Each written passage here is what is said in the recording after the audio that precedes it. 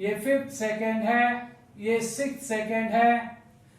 यानी अगर 60 मीटर पर सेकेंड से थ्रो किया है तो ये 6th सेकेंड में मैक्सिमम हाइट अटेंड करेगा, यानी इसकी वेलोसिटी क्या हो जाएगी, 0।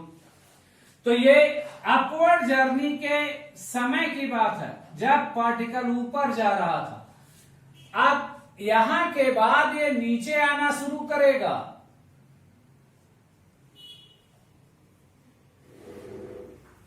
तो जस्ट प्रोसेस रिवर्स हो जाएगा। जो यहां 6 सेकेंड था तो यही क्या होगा, first second, second second, third second, fourth second, 5th second और ये 6th सेकेंड होगा। तो जरा खुद सोचिए, एयर फ्रिक्शन है नहीं तो हम क्या कर सकते हैं यहां से, और ये शॉर्टकट का भी काम करेगा।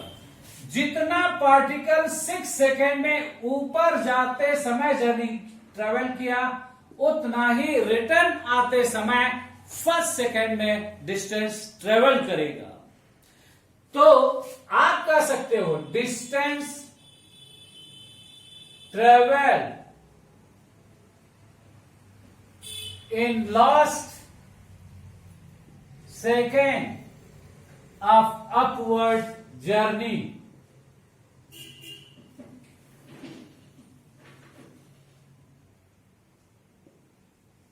is equal to first is equal to distance travel in first second of return journey।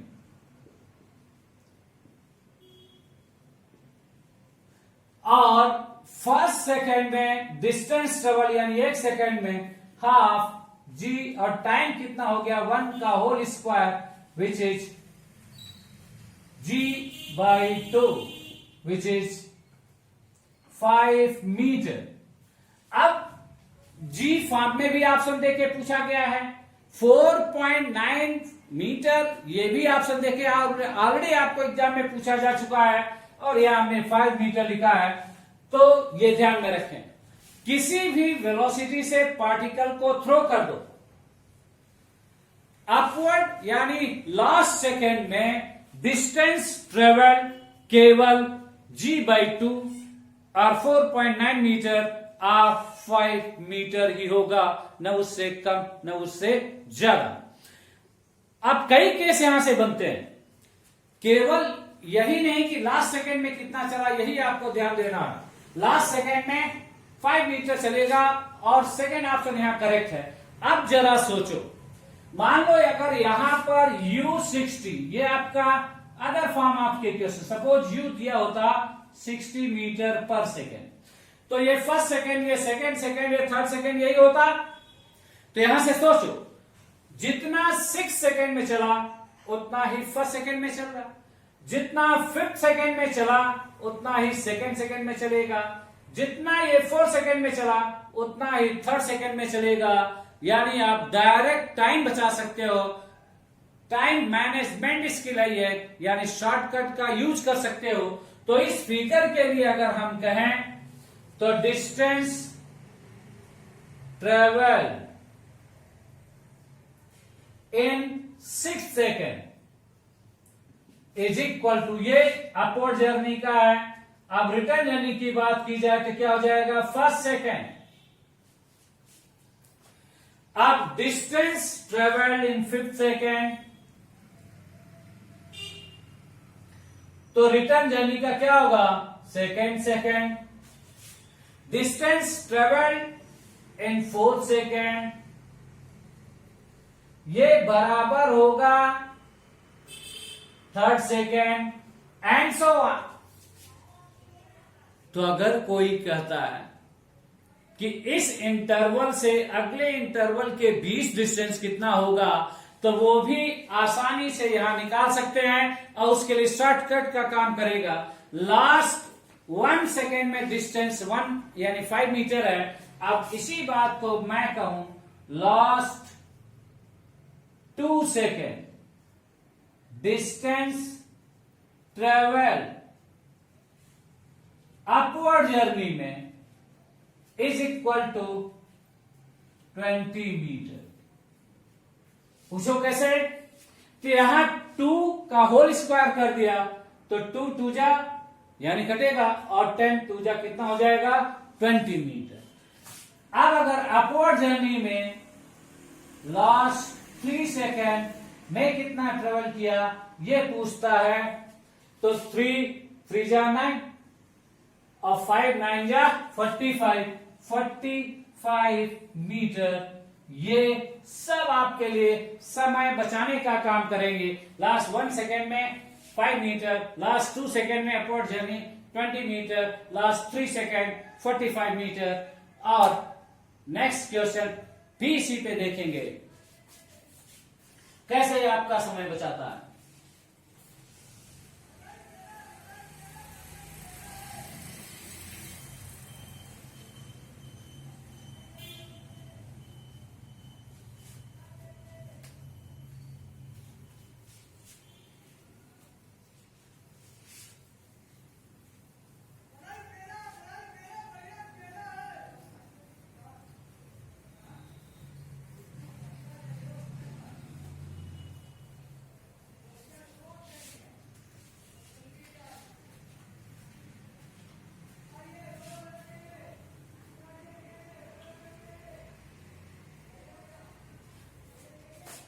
बंद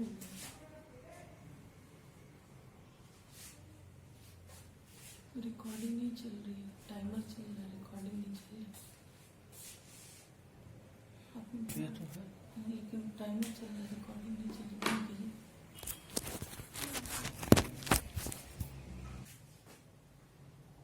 fourth option VC whole square minus VA whole square. तो क्या करना चाहेंगे? अब ये यूनिफॉर्म एक्सिलरेटेड मोशन है। कैसा मोशन है? यूनिफॉर्म एक्सिलरेटेड मोशन यानी acceleration of particle is constant. तो एज्यूम करो कि बी पॉइंट पे वेलोसिटी v है।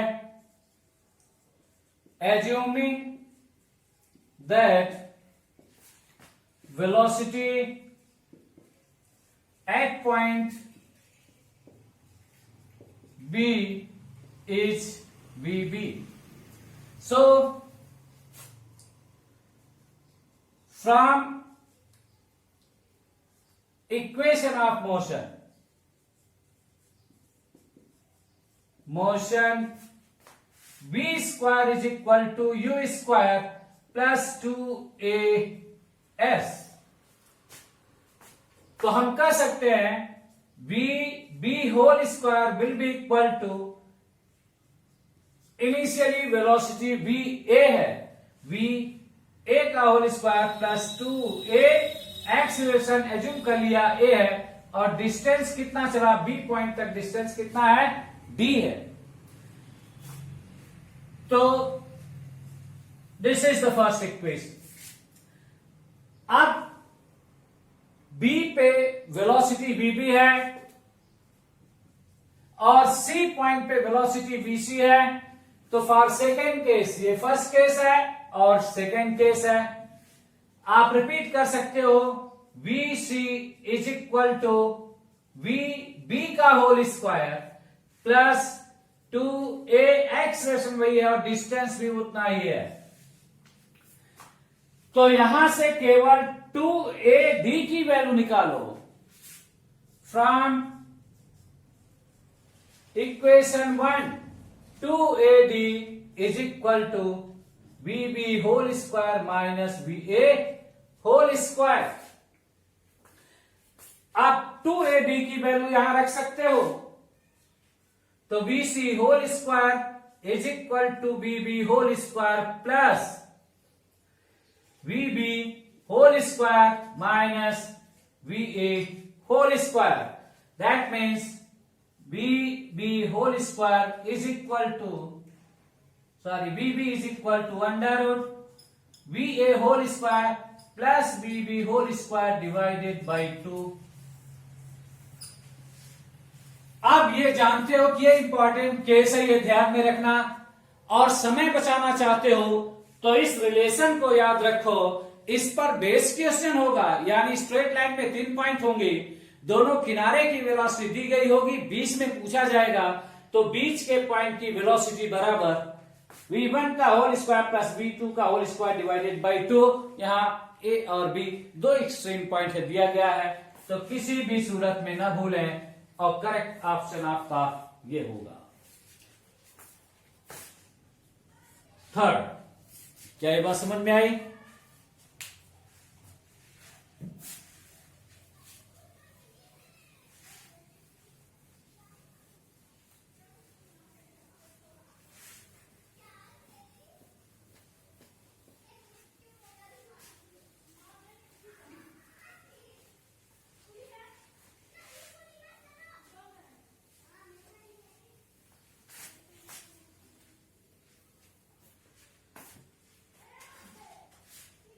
नाउ वेरी इंपॉर्टेंट केस, ये ग्राउंड है। क्या है?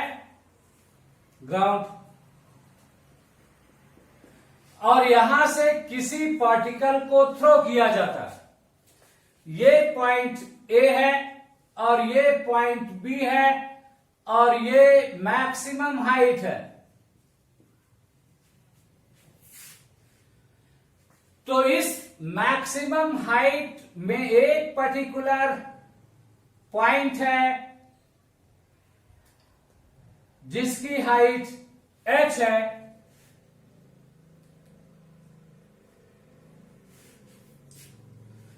तो इस पॉइंट को क्रॉस से पॉइंट m है, यहां से यहां तक क्रॉस करने का टाइम कितना है? t1। और वापस यहां से जाकर के जमीन तक आने का टाइम कितना है? t2। Then what is the height h of the point? So अगर ये कहा जाए a particle thrown vertically upward,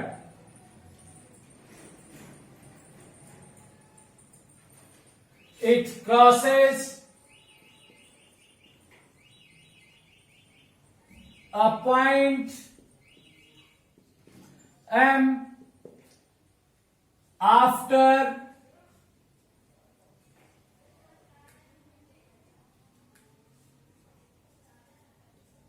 t1 second.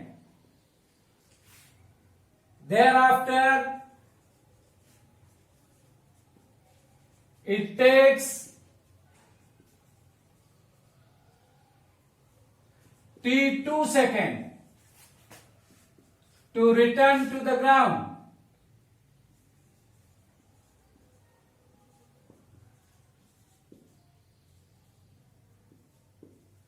Then height of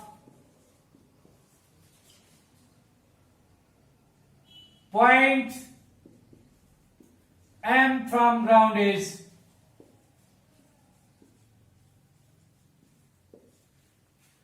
your options H is equal to half G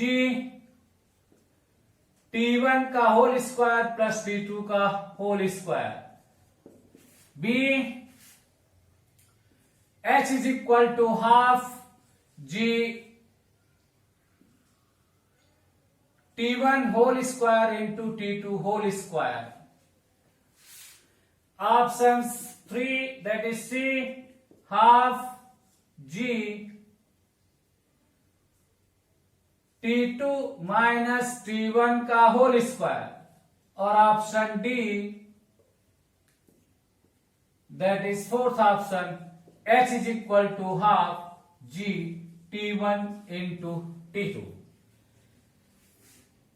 अब देखो, अगर मैक्सिमम हाइट पूछा जाए, अब थर्मोडायनेमिक्स में इसी से बेस क्वेश्चन है, स्ट्रेस्ड वायर पे इसी बेस क्वेश्चन, वायर का बेस इसी पे क्वेश्चन है, तो आपको ध्यान क्या रखना है? ट्रिक्स सब जगह काम वही आएगा आपका।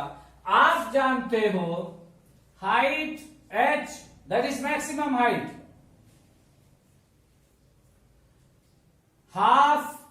g into T square. तो ये t क्या है? अगर किसी पार्टिकल को ऊपर की ओर थ्रो करते हो और ये मैक्सिमम हाइट है, मैक्सिमम हाइट तक जाने का टाइम t है, तो ये टाइम ऑफ एसेंट है, और फिर वापस आने का टाइम, ये टाइम ऑफ डिसेंट है। अगर एयर फ्रिक्शन नहीं है तो T A is equal to T D is equal to T. तो ये हाइट है क्या? This height h is equal to half g time of ascent into time of descent, which is half g t square. Time of ascent यानी ऊपर जाने का time और time of decent नीचे आने का टाइम, तो हाफ जी टी स्क्वायर हो गया। लेकिन किसी भी पॉइंट के लिए यही कॉन्सेप्ट है। अब अगर वो मैक्सिमम हाइट पे नहीं गया है तो जिस पॉइंट की बात कर रहा है वहां तक जाने का टाइम, अब हाइट m पॉइंट का h है, तो h is equal to half g time of ascent कितना है? t1, और वहां से जाके नीचे आने का टाइम कितना है? t2। अब चाहे न्यूमेरिकल या ये कॉन्सेप्ट बेस्ड क्वेश्चन, तो fourth option is correct. Time T square की जगह क्या हो जाएगा? t1 into t2।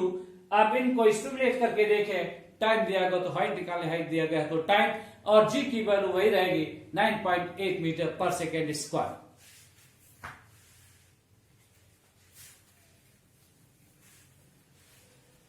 तो okay, see you in next class. Please subscribe करें, कमेंट करें, और जो भी आपकी प्रॉब्लम हो कमेंट बॉक्स में लिखें। ये हमें इंकरेजमेंट देगा and I will be morally boosted. आपकी क्लासेस एज इट इज चलती रहेंगी। हर सब्जेक्ट, हर टॉपिक के क्वेश्चंस कराए जाएंगे, कॉन्सेप्ट बताए जाएंगे।